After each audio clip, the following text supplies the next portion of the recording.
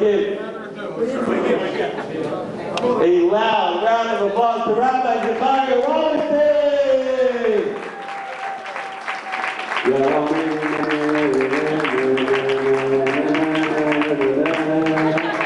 I thought you were joking. No, I don't joke. I'm not a joker. I'm not a joker. The whole reason I'm here tonight is that this week's Parsha Shemos, when we went into Golus, and the three things that kept Klal Yisrael different, I thought we understood this, is that we didn't change our language and our names, and tonight is New Year's, and specifically at 12 o'clock, I told the rabbi that I want to be giving a shiur so that we're not doing what the rest of the world is doing. So, specifically from 11:15, I said 11:15 to 12:15, but I think we had a little bit of a misunderstanding. Nebuch, these people are sitting here from 8 o'clock, and the objective was that you should not go home, turn on your televisions, and watch the ball drop. So I don't know how he misunderstood it, but I apologize. I couldn't have been here at 10:30 anyway, because that's not what we set up, but I'm sorry that you're all sitting here. I hope that I'll be able to make it. I hope I'll be able to make it worthwhile. So we're just going to go into a different world. We're not going to be thinking about New Year's, and we're not going to realize the ball dropped, the ball didn't drop. It doesn't make a difference in our life. And New Year's is what? It's Echad B'Tishrei. You dip an apple in a honey. There's no ball that drops. And Rosh Hashanah is a very serious time for us. And that was why I'm here tonight, actually. So I'm going to keep you till past 12 no matter what. It'll make a difference, for sure. All right, so we're learning the English with Rabbi Shmuel ben Zev, Ishei Yisrael ben Yaakov Levi, and Chai Rochel, Bas Nachman David. Those who wait. Okay. So I want to talk about, very, very specifically, it makes a lot of sense to talk about it tonight, and that is Yosef Tzaddik in Golus.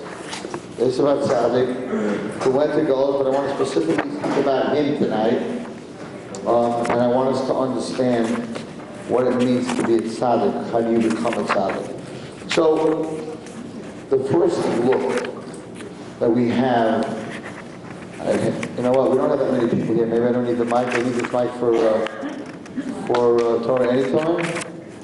No, I don't need this mic. Beautiful. So I'm going to talk without a mic. A lot more fun. It's a lot more personal. And the words that come out of a person's heart go into other people's heart. The words that come out of a person's mic goes into people's ears. So we're going to talk straight up. Those who are in the back want to move forward, you can.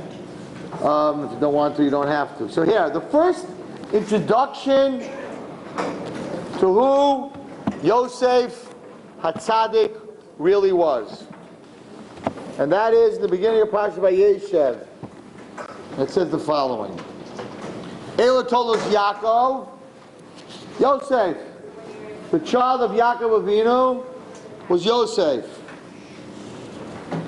Who royas echabatzayin, he was a shepherd, also a shepherd. Who nar has been a Bilhah, has been a Zilpah, but he cared about the underdog. At the time that he was a shepherd, so there were 6 tribes that were the children of Leah and Yaakov, and there were 4 tribes that came from Bilhah and Zilpah. Bilhah and Zilpah were not the wives of Yaakov the same way as Rachel and Leah. They were shvachos. They were maidservants. When Lavan gave his daughters over, so the minhag of those days was that each woman had her like a maidservant that took care of her. So he gave their maidservants together with them. Bilhah and Zilpah. Yaakov had children, with 2 children with Bilhah and 2 children with Zilpah, but they weren't on the same level as the 6 tribes from Leah. Yosef's born. Yosef's his father's favorite, it says in the parsha. Yosef's on a different level. Yaakov Avinu gives him a special coat, Ksaras HaPasim. He's the Bechar of the wife that Yaakov really wanted to work for, which was Rachel. So he's the special child. He's even above the 6 tribes of Leah. He's the Bechor of Rachel. And for some reason, he's the protector of the 4 children that were being made fun of by the 6 children of Leah because they were being called, you guys, you 4, you're not on our level. You're the children of a maidservant. Our mother was Leah. Yosef, which we'll see, it's what I'm talking about tonight, Yosef could not see another person being hurt. So he ran to his father and he said, Yaakov, my father, do you know what's going on? Do you know that these 6 guys are making fun? We don't want to use the word bully, but sort of that kind of word. And the brothers hated him for that. He's a tattletailer. They hated him for that. The introduction of the Torah to Yosef HaTzadik was that he cared about the brothers that were being made fun of by the others. This was the source of who Yosef was, and this is what's actually going to go out throughout the Chumash and save the world, not only save his life, but save the life of the world. Okay. So, Vayiru Echad Ki Yosef Avichem, the brothers saw that that Yaakov loved him more than them. Vayishnu Osa, they hated him. They hated him so much, they could not say Shalom Aleichem. They could not talk to him in peace. So much they didn't like him. Okay, Yaakov sees this, and he's got to do something. His kids are not getting along. So what does he do? He comes up with a master plan. What's the master plan? I'm going to send Yosef on a mission. He's going to go to his brothers to find out how are they doing. And when they hear that he cares how they're doing, they'll shake hands, they'll hug, they'll kiss, they'll make up, and this whole thing will go away. But everyone here in this room knows, sort of backfired in a big way. So the pasuk says the following. I spoke about this a whole week actually. I was in Lakewood, I was in Muncie, and the pasuk says the following. So Yosef's on his way to Shechem. He's on his way to find his brothers. Vayimtze'eu ish. And a man finds him. The man was a malach, Gavriel. V'nei shaya basada, Yosef was lost. He was wandering in the field. Vayishe'elu ish leimor matavakesh. And the malach asked him, not where you're going. What do you want? Matavakesh. What are you looking for? So there's 2 very big questions on this pasuk. Question number 1. First you get lost, then you get found. The pasuk here says they found him and he was lost. No, it's the wrong way around. You don't find something and then it's lost. It's lost and then you find something. So what's this pasuk saying over here? That he found him and he was lost. It should say he was wandering in the sada and he found him. They flip the words here. That's 1. 2, if somebody's lost, what do you ask him? Where are you going? How can I give you directions? The malach didn't ask him where he's going, and the malach knew where he was going. He's a malach. So he asked him, Matzavakesh, he asked him, what do you want? He wasn't asking him, where are you going? He said, what do you want, Yosef? Things are not going good between you and your brothers. Yosef, what do you want? Not where you're going. Vayomer, Yosef said, Es achai ani mevakesh. I want to be accepted. It's the big word. Tonight's share is called acceptance. I want to be accepted by my brothers. Everybody in this room, and everybody listening to the share, and every human being on earth is looking for the same thing. What is that? Acceptance. We want to be accepted by our husbands. We want to be accepted by our wives. We want to be accepted by our parents.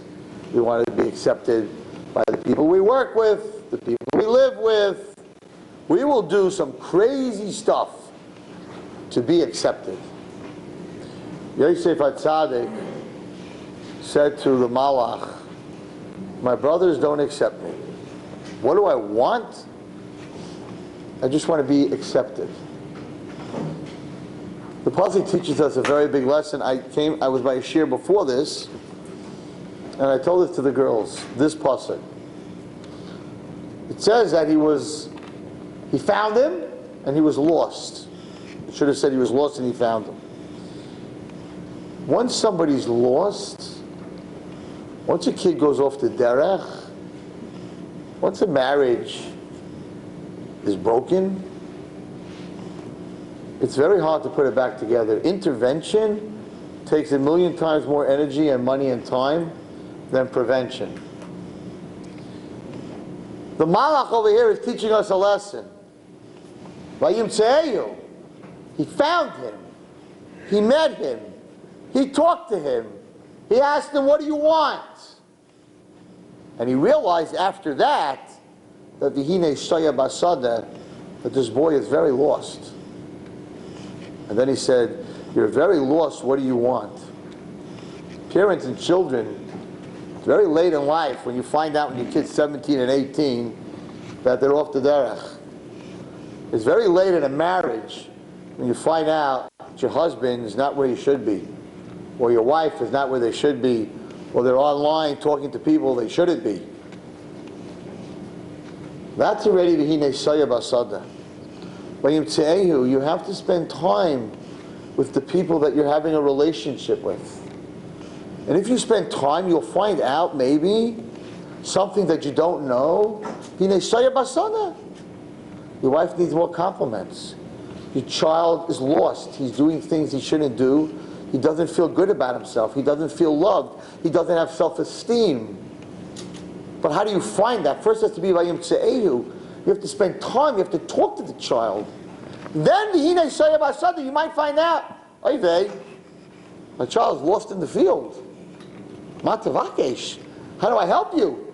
What do you want? If you wait till he's lost in the field to find him, the marriage is lost or the relationship is lost, and you wait to find him at that point, many times it's much too late. So I spoke very much this week in Lakewood that parents, specifically parents, need to spend time with your children and need to explain to their children, I think the disease, the mental disease of our generation is not bipolar or all the other letters and words that are classified as mental diseases. I think the origin of a lot of depression and suicide and cutting and all the other things that people are doing is low self-esteem. When you don't think much of yourself, you project that so people don't think much of you, and you go into this cycle of depression, like, what am I doing here? I don't do anything anyway. Nobody appreciates me anyway. Nobody thinks of anything. There's no reason for me to be here. And there's a very interesting pasuk, and I spoke about this for a long time, and I think that it's extremely important in marriage and with children and in any relationship. There's a fascinating pasuk in the end of Parashat Vayeshev. Yosef HaTzadik is being challenged by the most beautiful woman in the world. The Chidah says that Yosef was a Gilgal of Adam. Yosef was very, very beautiful. We know that. He looked like Yaakov Avinu. There's a Gemara that says that Rabbi Shmuel Kohen Gadol, who was so beautiful that we know in the Asar Ruge Malchus, the princess said, peel the skin off his face and stuff it because I want to be able to look at him for the rest of my life. He was that beautiful. She said, of all the Asar Ruge Malchus to the king, let him live. The Gemara says, the Malachim came down. When they looked at Rabbi Shmuel Kohen Gadol, they said, he looks a little bit like the Shekhinah. We don't even understand what that means, but that's very beautiful. Rabbi Shmuel Kohen Gadol was just a Gilgal of Yosef HaTzadik. So Yisrael Tzaddik was very beautiful, and there's a very fascinating medrash. There's only, I think him and Dovid HaMelech, but Dovid HaMelech, it says Yafei Einayim. By Yosef Tzaddik, it says Yefas Marav. The Torah says he was very beautiful as a man. It doesn't describe any other man ever in that description. So he was very beautiful, and the Chidah says she was created by the Satan to trip him up. If the Satan's creating a woman, he's creating a woman. So she was, according to the Chidah, the most beautiful woman in the world. And she couldn't eat, and she was losing weight, and she was looking terrible. And her friend said to her, "What's wrong with you?" And she said, "I have a slave that is so beautiful, and I can't get him. And it's making me so sick that I can't eat." And the Egyptian women said, "A Jewish slave, beautiful? There's something mentally wrong with you. Can't be. Can't be. We have the most beautiful men in Egypt. Can't be a Jewish slave should be so beautiful." So the Medrash says she invited her friends, and she put them in a semicircle. And she gave them a knife and an esrog. I guess they didn't have grapefruits or oranges, so that was their citrus fruit. She gave them, and they said, "I'm going to bring him in. It's a Medrash Rabbah." And she put his head in irons so that he could not move his head. He had to look up. And she brought him into the room, and the Gemara says, the Medrash says, that they were in such awe of what he looked like that they thought they were cutting the esrog, they were cutting the tops of their fingers off. The Medrash says, and the blood was running down their hands, and she turned to them and said, "I'm sick. Look what you're doing. You're cutting the tops of your fingers off." This is a war of the worlds. How did he refuse her? How did he? Today, I talk to kids that are Machal Shabbos and off the derech and angry because their Rebbe said something wrong to them, or their parents didn't let them stay out till 4 o'clock in the morning. Everybody has reasons for being angry at Hashem. Nobody ever in the whole Torah had a better reason than Yosef HaTzadik. His brothers took him, undressed him, threw him into a pit with snakes and scorpions to die. He didn't die. Okay, so they should have said, "Wow, he must be a tzaddik. Look at this kid. He's not wearing any clothing. He's in a bar, and the snakes are running away. The scorpions are running away. The kid has to be holy." Instead, they sell him. That's abuse. He ends up going down to Mitzrayim. If you learn Rashi, talk about abuse. It says in Rashi that Potiphar was gay. He bought Yosef because he was a pretty boy. He bought it for himself, as Rashi. So you're talking about Yosef HaTzadik, Kadosh. He was called the Yesod of the world. This holy Jewish boy who had a special jacket. He was his father's Talmud Muvah. Gets attempted murder. They try to kill him. Then they sell him. Then he's bought such a house. Shouldn't be angry at Hashem. Doesn't have a reason to go off the derech. Instead, this woman, far away, nobody cares about him anyway. Nobody knows where he is. And Potiphar's wife, who had an unbelievable vikuach, it says she was a sorcerer, she was also very brilliant. And she said to Yosef HaTzadik, "Why aren't you succumbing to my wishes?" And he said, "I have 2 reasons. One, you're married. I don't commit adultery. 2, you're not Jewish. I don't sleep with women that are not Jewish. I am not married to you. This is not who I am." But you never give a reason when someone asks you a question like that. You just run for the hills. You don't get into a discussion, because that's already halfway the problem. But once he said that, she said, really? She said, I'm not married. Because in Jewish law, by the non-Jews, there's no kiddushin with money or shtar, but the marriage is consummated by a physical relationship between the man and the woman, according to Jewish law. That's how a non-Jew is considered married. So she said, you know my husband, you know Rashi, right? You know my husband wasn't with me because he's gay, so I'm not married. I'm not married. So according to your laws, it's not adultery. So there's number one answer out the door. She says the other part that I'm not Jewish, so the Medrash says she took him outdoors and she showed him the stars. She was a stargazer. And Yosef had learned by his father how to read the stars. And in the stars it said that from Potiphar's wife and Yosef were going to come two big tzaddikim, Ephraim and Manasseh. Very clearly it was written in the stars. She said, and who arranges the stars? God. So even though I'm not Jewish, it's going to happen. From the two of us are going to come two Jewish tzaddikim. So now both your reasons are out the door. That's why you don't give reasons. You just run. So he had a problem. He gave her two reasons and she blew them out the door. Now, what really happened with the stars, being that she adopted Osnas, and Osnas was called Osnas Bas Potifera, she was considered the daughter of Eshes Potiphar, even though she wasn't. She was adopted.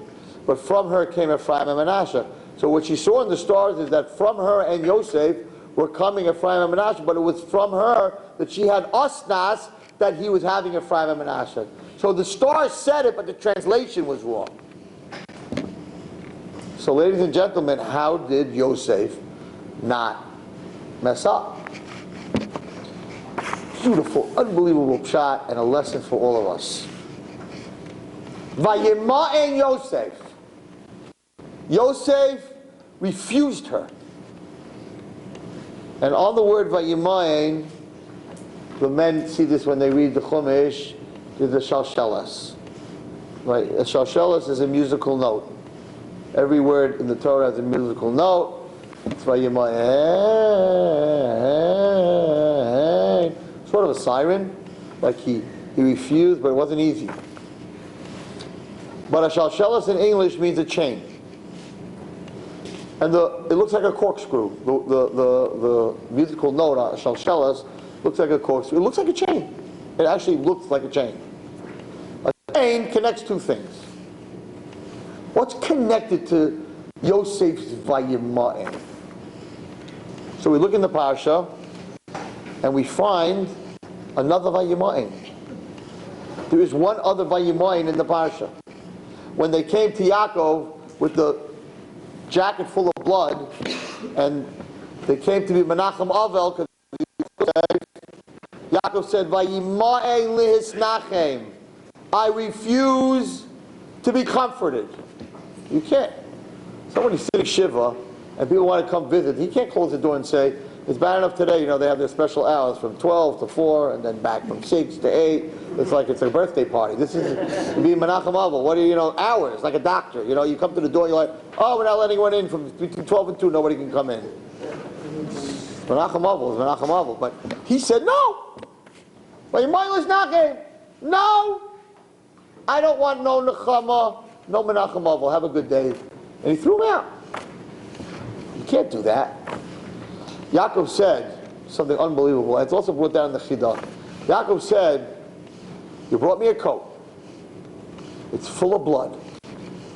It looks like an animal ripped my child to pieces. But you didn't bring me a body. So as far as I'm concerned, he's not dead. Until you bring me his body. You can bring me blood, and you can bring me this, and you can tell me stories. I put so much into this child. He is my future. It says Yosef was the Aish, was the fire. Esav is the kash, is the straw. I put so much into my kid, and you're telling me he's dead? Show me a body. Until then, when your mindless knocking, I refuse to give up on him. Those are the two Vayimayins. Yosef said no to her. Yaakov said, I will not give up on my child until I see his body. Until then, in my head, he's alive. So don't come and be Menachem over me. Yosef is thousands of miles, no, hundreds of miles away, in the worst place of his life, in the biggest test. He says, no, not doing anything. Stars are good, you're not married, still not doing anything. Says Rashi, he saw Dikuno Shalaviv. What does that mean? Like a magical face like showed up at the window? Don't do it. Oh, no, come on. Come on, there's no ghost at the window, please. What's Dikuno Shalaviv? As kids, we learned it's like a ghost came. Yaakov came as a ghost, and if Yaakov came as a ghost and he knew that Yosef was alive, then how come he didn't go back and the ghost didn't tell Yaakov, hey, he's alive? So one pshat is that he looked exactly like Yaakov. He did. He did look exactly like Yaakov. And when he went to the window, he saw his reflection in the window. Yosef saw his reflection. He saw his father. It's one pshat. Pshat here is different. What was Dikuno Shalaviv? He saw that my father, I know my father. I know my father. I know Yaakov. He will not give up on me until I'm shown to him as I'm dead. Now, I'm not dead. I'm here in Mitzrayim. And I don't know what my brothers are telling him. I'm dead. I'm sold. I don't know. I'm not there. I don't know what they're telling him. But I know one thing. My dad, my father Yaakov, until I'm dead and he sees it, he will never give up on me. And therefore, when a person knows that their father or mother or there's someone in this world that absolutely refuses to give up on them no matter where they are, that will give you the power not to give up on yourself. I deal with some extremely severe situations. People commit suicide, chas v'shalom, you should never know of it, when they come to a point where in their head there's no one left in the world that believes in them. And when they get to that point, that no one believes in me, no one thinks I'm worth anything, that's when they're like, so what am I doing here? I'm out of here. As long as there's a person in this world, whether it's a friend, specifically if it's a parent, the child knows that my mom or my dad or my mom and my dad, no matter what I do, no matter how I fail, no matter if I'm off the derech, no matter where I am, my parents won't give up until I'm dead. As long as I'm breathing, they will never give up on me. Then that child will come back. Because that child will never, ever give up on themselves. Today, I sat with a girl who's getting divorced with 3 children. And the reason she's getting divorced is because her husband gave up on the marriage. She said, I'll stick. If he believes that we can make this work, if he refuses, if he refuses, and I sat with him and I said, you have 3 children and you have a wife, you have to refuse to get divorced. You have to do whatever it takes to make this work. By your mind, you have to refuse. If you do that, it'll give her the koyach to refuse to get divorced too. No. He doesn't refuse to give up, he doesn't refuse. So in the end of the meeting with all the people that were there, she has no one in the marriage that refuses to give up on the marriage, so she gave up. So there are parents in this room, and there are people who will be parents in Mitzvah Hashem, and there are grandparents. And if you think that a grandparent's job is over, I hear people tell me, well, I brought up my children, I don't got to bring up my grandchildren. What a crazy mistake. Maybe you're in this world and you're still alive to be a grandfather or a grandmother so that you could help your children. Grandchildren, Baruch Hashem, I have grandchildren. Grandchildren have a safe place in their life. It's called grandma and grandpa. No matter what's going on at home, no matter what kind of marks they're getting, no matter how miserable they're doing in school, they can always go to grandma and grandpa and get a hug and a kiss. And my grandmother and my grandfather think I'm the best thing in the world. You can never take that safe place away from them. Grandparents are not supposed to criticize their grandchildren. That is not your job. But your job is to be a safe place. Your job is to say a good word, to give a hug, to give a kiss, to take them out, to buy them something. Everybody needs a safe place. My generation didn't have that safe place. Our grandparents got killed in the Holocaust. We didn't have that. Hashem gave this generation a present called grandparents and a super present called great-grandparents. So if you're a grandparent, you think it's over. It's never over. Your children and your grandchildren always need a hug and a kiss. And no matter what you do, my son or my daughter, no matter how far off you are and how far away you are, I will not give up on you until after 120 they put me in the ground or they put you in the ground. Until then, where there's life, there's potential, and there's hope. Yaakov Avinu saved Yosef HaTzadik because when Yosef was brought up, he knew that his father would never give up on him. I'll tell you a story, a true story. I spoke about this in Florida many years ago to a huge shul. I think it was in Boca, actually. When I finished speaking, an older man came over to me. I know who he is. Very, very, very powerful name. People know this name. Very, very, very, very, 5 verys, wealthy. Older man. He said, Wallerstein, can I talk to you for 2 minutes? I'm like, sure. I thought he was going to give me a check from Ornava. That's not what it was about, though. He says, I listened to your speech. I was crying. I was like, I'm sorry. I didn't mean to trigger anything. He says, no, it was healthy. It's okay. He said, I have to tell you something. He said, my mother had 13 children before the Holocaust. She was married with 13 children. The Nazis killed her husband and every one of her children. She lost everything. 13 children, you know what that is? They murdered all her kids.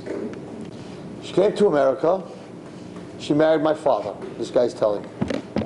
And she had me. He said, Rabbi Wallerstein, he was an older man already. Never in my life did I hear my mother say, I love you. He said, I accepted it. I knew she thought the Holocaust was going to happen again. So she's going to get close to me, and then she's going to lose me. She wouldn't be able to handle it. So she never, ever spoke to us emotionally. I thought I handled it. He said 3 days before she died, I was in the hospital with her. I was sitting next to her by the bed.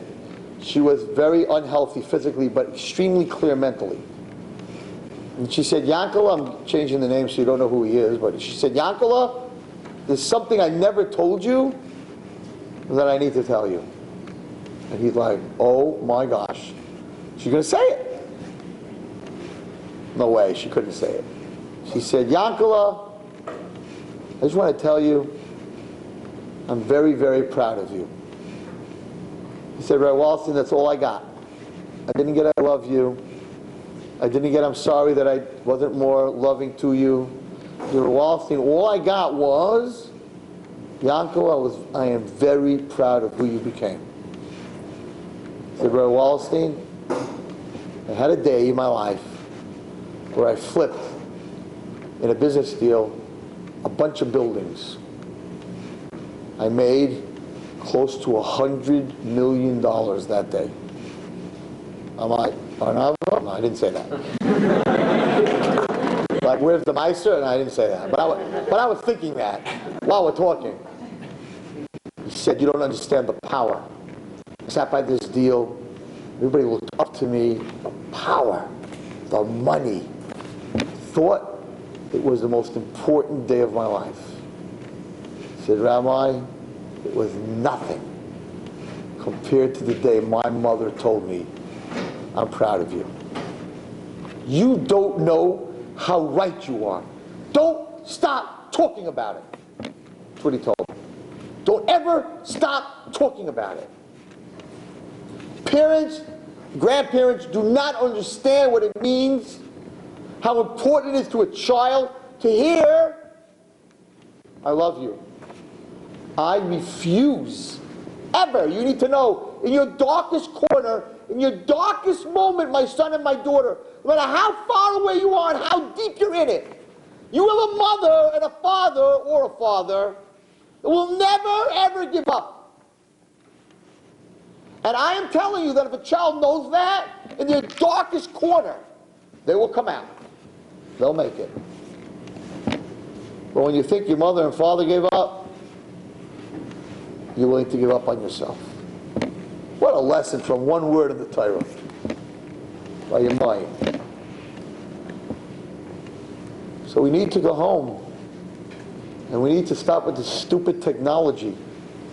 Machines with letters and words that have no feelings at all, no emotion whatsoever. Even if you put that little smiley on the bottom. Zero emotions. I heard something brilliant. Want to hear something brilliant? Brilliant. Hashem created the world that we live in, and we created a world called Apple. Technology. It's a world. We create. It's man-made. Man-made. Phones, internet. It's amazing.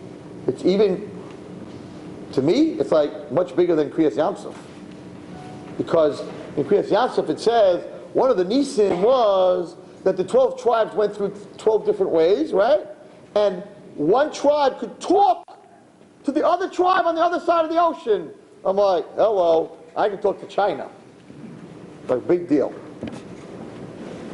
A plane? Can you imagine them going through the Yam Suf and there's a plane flying to Israel with 375 people sitting on it, eating, watching a movie, sitting back, air-conditioned, at 40,000 feet. We're outside the plane at 79 degrees or 179 degrees below zero. You want miracles? Technology? Wow! Okay, we can't really make frogs multiply, come out of the water, but we can do some stuff like that, right? We do all kinds of, we do cloning. We do some crazy stuff. So Hashem is hidden in our technology. What's the brilliant thing I heard? You have to listen to this. It's amazing. The world that the human being created, all our electronics, everything, has an energy source from the outside. A car has gas, coal, batteries, phones need batteries. Your phone dies, it's dead. Whatever Hashem created has no outside energy source. The sun, no outside energy source. Plants and trees and flowers, and everybody in this room is 98.6 degrees your whole life. Sometimes 100, 102 when you're sick, but otherwise 98.6. Do you know what it would take to heat this area 98.6 degrees for 90 years? You know how much gas and oil it would take? Your body is 98.6, and at the same time, over 1 billion heartbeats in a lifetime. A billion times. At the same time, your body is 98.6. At the same time, you need energy to walk and to run, to breathe and to eat. Where's all this energy coming from? Where's your battery? Where's your battery? Where's your coal, your gas, your oil? What's driving you?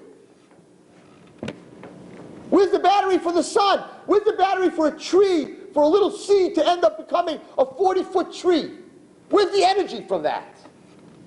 Where's the energy to create flowers and fruit? Where's the plug-in? There isn't any. Because it's not man-made. The energy's God. Everything that God created, He put His energy into the world. There's no batteries, there's no plugs, there's no outlets. Even though I happen to go, everyone asks me, why do you go to I go to Eretz Yisrael, right? And they say, why are you going to Eretz Yisrael? I'm like, to recharge. I want to recharge. And I'm like, recharge, that's such a funny word. I'm like, what are you talking about? Where do you find an outlet if you're looking for it? In the wall. That's where I go to recharge. I plug into the cell. Where else do you find an outlet, right? But seriously, it's fantastic. The human world that we created needs an outside energy source. But everything else in this world that Hashem created has no energy source.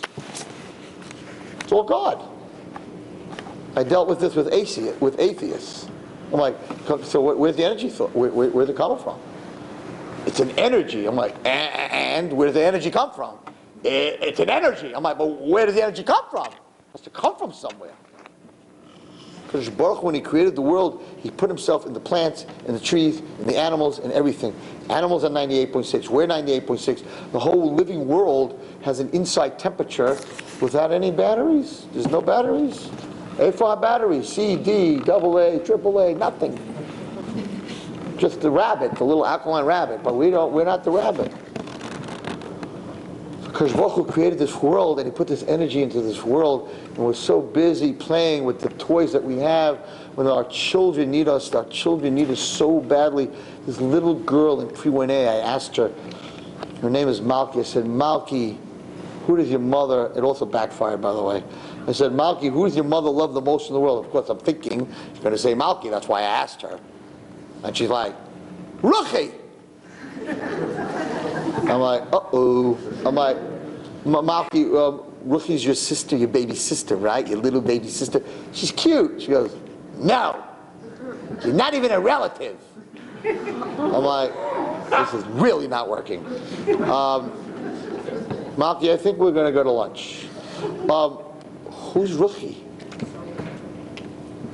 My mother's best friend in the whole world. I'm like, and how do you know it's your mother's best friend in the whole world? And she's like, Rabbi Wallerstein. She's always talking to her on the phone. I'm like, kid's perception? So I called her up. I said, hello, you got a problem. Your daughter thinks that your best friend in the world is not her, because you're on the phone the whole time. Hashem gave you live children, live husbands, and live wives. What are you doing on that machine? That machine is not of your mind. It doesn't refuse to give up or not to give up. That machine has an enter button, but it doesn't have an exit button. It has an escape button. I don't know who came up with that idea on the key, but it doesn't say exit, it says escape, because once you're in, right, enter and escape, ESCP, I don't know, why didn't they write exit? So I'm here tonight on a mission. And my mission is that we need to tell our children, and even if you're 80 years old and they're 60 or they're 55, they need to hear it. Maybe I didn't tell it to you enough. I love you very much. I may not love the things you do, but I love you. It doesn't change you. You do some stuff that may annoy me. I don't like that stuff. But you, I'll always love you. Every person in this world needs someone to love them. Just like you need someone to love, you need to love someone. Someone needs to know that. And the way to tell them that is not only to express it with words, but to express it with the most important thing that we all have, and I talk about this all the time, and that is time. Time is the most precious thing in the whole world. America on New Year's Eve, which you missed already. Ha ha ha. Ha ha and everybody, right? America on New Year's Eve drops a ball. They take a ball and they drop a ball. Everybody watches a ball drop. We would have a very different thing. We would have the ball rise. Not the ball drop, but the ball rise. We go up and up and up and up. The world goes down and down and down and down. What's New Year's? Taking something that's up and dropping it down. Klal Yisrael takes something that's down and bringing it up. Chazaq, Chazaq, v'nis chazeh. When Klal Yisrael went in last week's parsha, when we went into Mitzrayim, the Torah says Chazaq, Chazaq, v'nis chazeh. Up, not down. We're the opposite. Everyone in this room that came here tonight is not sitting by a TV watching a ball drop or a New Year's from one second to the other, but instead came to learn and to grow, because Baruch Hu knows that you very much appreciate the time that you have in your life and you want to use it to do the right thing. I apologize that I was this late, that's for sure. It was a miscommunication. I specifically wanted to speak from 11:15 to 12:15. I specifically wanted to be learning when so much tumah is in the world, to bring kedusha to this night that is full of getting drunk, doing immoral things, the opposite of our Rosh Hashanah, where we sit together as a family and pray and ask for forgiveness and grow. Very different Rosh Hashanah than their Rosh Hashanah. And that was my plan tonight, to come here, and Baruch Hashem, I think that if we just take this one step and we let the people in our lives, we go home, we tell our husbands, we've had our struggles, we've gone through a lot, but I refuse to ever give up on this marriage. It's just too valuable. And then the husband goes home and tells his wife, I refuse to give up on this marriage. This is my life. This is what I have. I refuse to give up on my kids. I refuse to give up on my wife. I refuse to give up on Yiddishkeit. Because the biggest vayimahin l'hisnachem, ladies and gentlemen, is from HaKadosh Baruch Hu. Hashem refuses to give up on this nation. And that is why we are still here. You have to take the step. I'll end with this thought. Everybody thinks to change the world. People come to you, Rabbi Wallerstein, you changed the world. How'd you do it? Well, you must have been a super kid. I definitely was not that. You must be, I don't know what, Superman. I'm like, no. You know what it takes to save the world? They ask a question, what was the turning point of Yosef HaTzadik? Yosef HaTzadik really saved the world. I didn't save the world. He saved the world. They would have starved. The 7 bad years, they wouldn't have had any food that would have been reserved. The world would have starved to death. The whole world. The Mitzrayim, the Jews, everybody. He saved the world. This poor kid who was sold and stripped naked, thrown into a bar, sold to Mitzrayim, ended up. This guy saved the world, Yosef HaTzadik. What's your turning point? What's your turning point? What made him Yosef HaTzadik? You think, I don't know, he was somebody unbelievable. No. If you look in the Parsha, it says the following. We'll end with this. And every one of us can do this, that's for sure. It says the following. He's the head of the jail. Wherever he went, he was Matzachain. He's the head of the jail. He had the keys to every cell. The warden made him number 1. That was Yosef's mazel. What happens? Yosef meets the two Sarah Mashkim and the Sarah Oifeh. Vayar Oisam. First of all, he saw them. V'hinam Zoafim. They were very uptight, very upset, very nervous, very depressed. So he says to them, Madua penechem ro'em hayom. Why do your faces look so bad today? You guys, mamash, look bad. You look depressed. So everybody asks, why does it say the word hayom? Why do your faces look bad? Why do your faces look bad today? Every single day, he looked at their faces. So he said, today, something's different. Why do your faces look bad? Just about silent. What are you looking at? Egyptian captured in a dungeon people. What do you care what they look like? You are lost in a dungeon. The Jewish people don't know where you are. Yaakov doesn't know where you are. The Shvatim don't know where you are. Potiphar put you in the dungeon. Who's going to get you out? The dungeon. You're never going to get out. You're worried about 2 Egyptians? You got your own problems. Says the Torah. Every single day, he looked at it over the people. How you doing? How you doing? Today, you guys look mamish depressed. Madua. Why? So they told him, we had a dream. And we don't know the translation of the dream. He translates the dream. Paro has a dream. He tells him he translates the dream. So had Yosef never asked them, what's bothering you? He would have never told them about the dream. He would have never translated the dream. He would have never gotten out of jail. He would have never saved the tribe. He would have never saved the world. So what happened? He saved the world because he said Tehillim. He saved the world because he was learning the Daf. He saved the world because he was some giant, brilliant person. He saved the world because he asked somebody, what's bothering you? Saved the whole world. Just by asking someone. But the first word comes from Vayar, that he saw. He looked at other people to see how they're doing. And he had his own problems. So that's Yosef. This week's Parsha, Moshe. God doesn't talk to Moshe. God doesn't talk to Moshe in Mitzrayim. God doesn't talk to Moshe in Midian. Moshe finally gets into the desert. Hashem shows up. When did Hashem start to speak to Moshe? Moshe sees a bush burning, and it says, Vayar.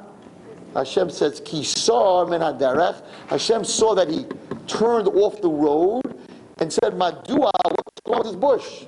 Hashem then, Vayidaber Hashem al Moshe, Moshe.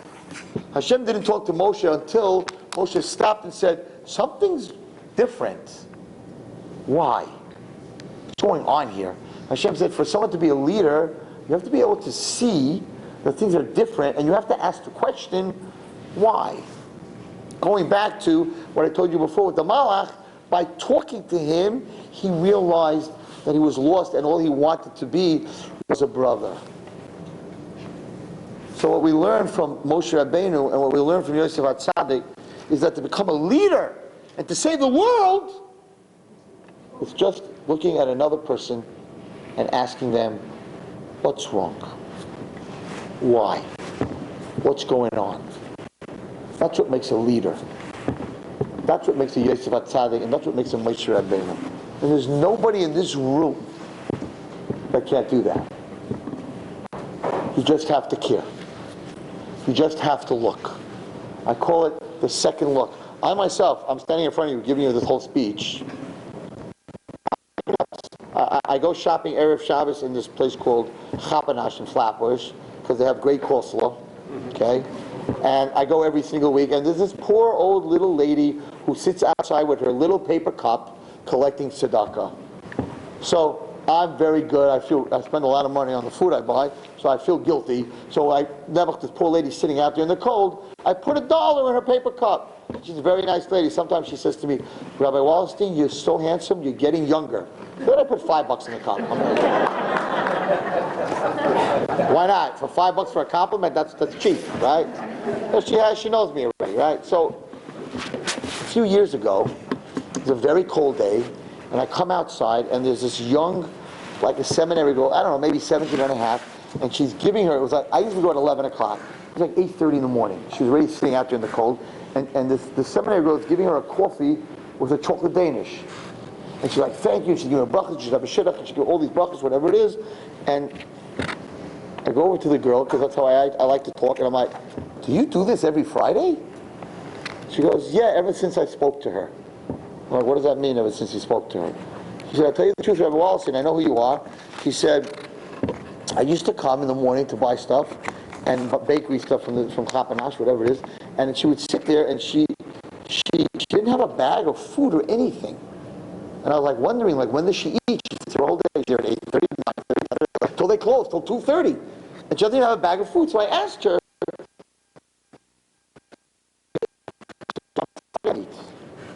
why don't you eat? She said, because if I have to get up from my chair to go across the street to Jerusalem 2 to get a coffee and a Danish, it's going to take 5 minutes. I'm going to lose $10. Because people are going to leave the store, and I'm not going to be there. She has a poor woman's mentality. So she would sit there from the morning till the store closed, collecting money and fasting, because she was scared she's going to get up. She's not going to have any food. This girl said to her, I see you don't have food. What's going on? She said, I don't eat. So she comes every Friday, buys her a Danish and a coffee, so that she has what to eat. I didn't see that. I saw a cup. So I put $1 in the cup. This girl saw a cup is connected to a hand, and that hand is connected to a person. And you don't talk to a cup, but you talk to a person, and maybe that person's hungry, and maybe that person has something to eat. It's called the third eye. It's called the second look. It's called Yosef HaTzadik. What's bothering you today? It's called the Malach. He spoke to him, and after he spoke to him, he found out that he's lost. After she spoke to him, she found out this woman is hungry. Could you imagine every Friday not eating? Because she was scared, and while she was walking by, I gave her $1. I'm a big tzaddik. Meanwhile, she's starving. You can't eat the $1. That's greatness. Greatness is not being the person, but understanding that what's connected to that cup to that quarter that you're putting in the cup is a human being, and maybe that human being needs a good word, and maybe that human being needs a coffee and a piece of cake. That makes you a gadol. That makes you great. Vayigdal hayeled, the last word tonight. Vayigdal hayeled, when it's talking about Moshe Rabbeinu, vayetze hachutza vayar b'sivloisam. He went out and he saw their pain. It says the Mefarshim, it's one long line. Vayigdal hayeled, what was the greatness of Moshe Rabbeinu that he grew? That he went out to see his brother's pain. That's what made him Moshe Rabbeinu. Caring about another person. If we show Hashem that we refuse to give up on ourselves, on our children, our grandchildren, on our marriages, we refuse to ever give up on Hashem, then in turn, Vayimayin Hashem lihisnachem, Hashem will refuse to ever give up on us.